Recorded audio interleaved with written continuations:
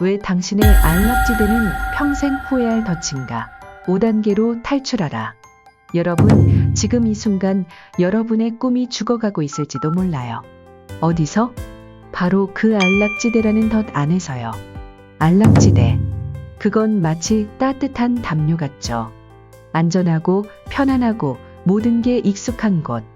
하지만 여기서 문제 하나, 그 담요가 사실은 당신의 야망을 조용히 질식시키는 덫이에요.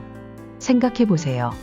5년 전 여러분이 언젠가 하겠다고 다짐했던 그 일, 새로운 언어 배우기, 창업하기, 마라톤 뛰기, 지금 어디 있나요? 아마 아직도 언젠가 라는 서랍 속에 먼지 쌓이고 있겠죠. 내 말 좀 들어보세요. 오늘 여기서 안락지대가 왜 당신의 꿈을 망치는지, 그리고 그걸 깨부수고 진짜 인생을 시작할 5가지 실행 가능한 단계를 알려드릴게요. 준비됐나요? 같이 뛰어들어요. 안락지대는 왜 위험한가? 안락지대는 꿈을 죽이는 조용한 적이에요. 왜냐고요? 안락지대는 우리 뇌가 안전을 갈망하도록 설계된 결과물이기 때문이죠. 인간의 뇌는 생존을 위해 위험을 피하려고 해요. 새로운 도전, 실패의 가능성. 뇌가 말하죠. 그냥 지금처럼 지내, 괜찮잖아. 하지만 그 괜찮음, 이 문제예요. 예를 들어 제 친구 민수 얘기를 해볼게요. 민수는 10년째 같은 회사, 같은 자리에서 일했어요. 안정적인 월급, 익숙한 동료들, 매일 똑같은 커피. 그는 이 정도면 괜찮아 라고 생각했죠. 그러다 어느 날 회사 구조조정으로 해고당했어요. 민수는 그제야 깨달았어요. 안락지대에 머무른 10년 동안 그는 새로운 기술을 배우지 않았고 네트워크를 넓히지 않았으며 꿈꿨던 창업은커녕 이력서조차 업데이트하지 않았던 거예요. 이제 민수는 후회로 가득 차 있어요. 그때 용기를 냈더라면 여러분도 이런 순간 있지 않나요? 안락지대는 기회를 훔치고 시간이 지나면 후회만 남겨요. 하지만 좋은 소식이 있어요. 지금이라도 탈출할 수 있어요. 어떻게? 바로 이 5단계로요. 안락지대 탈출법 5단계. 1단계. 의도적 불편함에 도전하라. 첫 번째 단계는 의도적으로 불편한 일을 하는 거예요. 안락지대는 편안함에 중독된 상태예요. 그걸 깨려면 작은 충격이 필요하죠. 예를 들어 저는 작년에 공개 연설을 엄청 무서워했어요. 무대에 서는 상상만 해도 땀이 났죠. 그래서 일부러 지역 모임에서 5분 강연에 도전했어요. 결과 망했어요. 진짜로. 목소리가 떨리고 농담은 어색했죠. 하지만 그 뒤로 2번째, 3번째 강연은 점점 나아졌어요. 지금은 강연이 제 일의 일부가 됐죠. 작은 도전부터 시작하세요. 아침에 찬물 샤워하기, 낯선 사람에게 인사하기, 새로운 운동 시도하기. 불편함은 근육이에요. 연습할수록 강해져요. 2단계. 자기 내러티브를 제작성하라. 우리는 스스로에게 이야기를 들려줘요. 나는 내성적이야. 나는 창의적이지 않아. 나는 실패할 거야. 이런 내러티브가 안락지대를 강화해요. 이걸 바꾸려면 새로운 이야기를 써야 해요. 예를 들어, 나는 내성적이야. 대신, 나는 깊이 생각하고 진심으로 연결할 수 있어. 라고 말해보세요. 실제 사례, 제 동료 수지는 나는 숫자에 약해.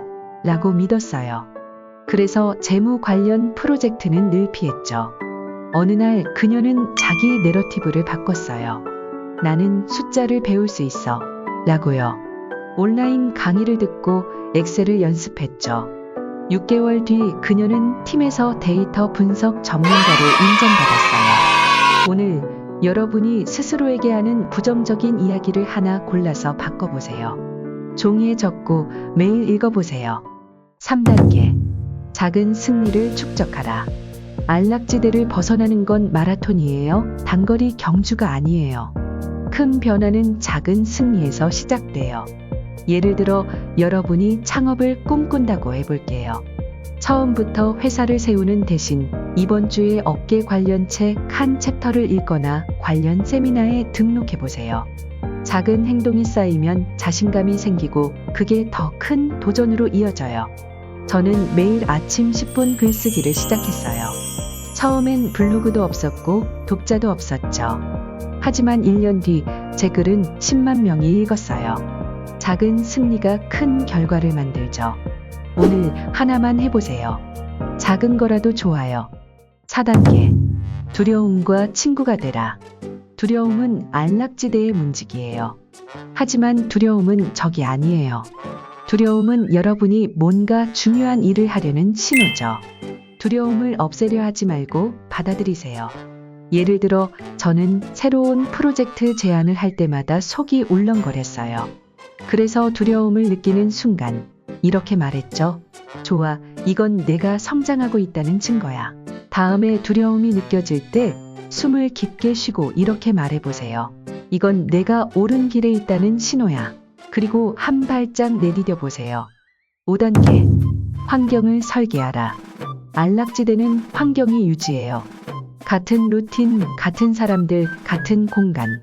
이걸 깨려면 환경을 바꿔야 해요. 예를 들어 새로운 기술을 배우고 싶다면 책상 위에 관련 책을 올려놓거나 스터디 그룹에 가입하세요. 저는 운동을 시작하고 싶었을 때 전날 밤 운동복을 침대 옆에 놔뒀어요. 아침에 일어나면 선택의 여지가 없었죠. 환경을 설계하면 행동이 따라와요.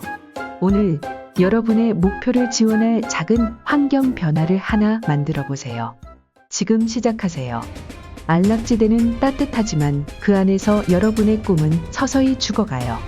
민수처럼 10년 뒤 후회하지 않으려면 지금 움직여야 해요. 이 5단계. 의도적 불편함, 내러티브 제작성, 작은 승리, 두려움과의 우정, 환경 설계는 여러분을 자유롭게 할 열쇠예요. 지금 이 영상을 끄고 한 가지를 골라보세요. 내일이 아니라 지금이요.